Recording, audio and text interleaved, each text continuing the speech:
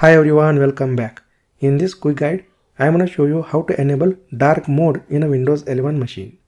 Well, go to the search menu here and just search for settings and just click on settings. And at the left panel, you can see personalization. Just click on it. And here you can see the colors. So go ahead and click on these colors.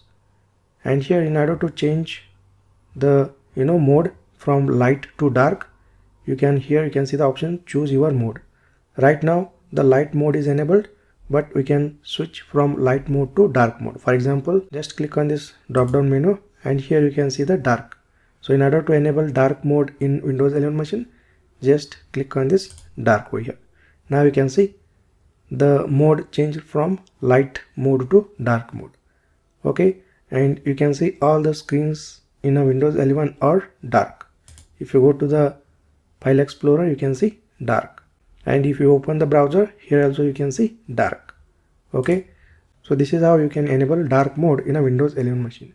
If you want to switch back to again light mode, you can just choose light mode over here.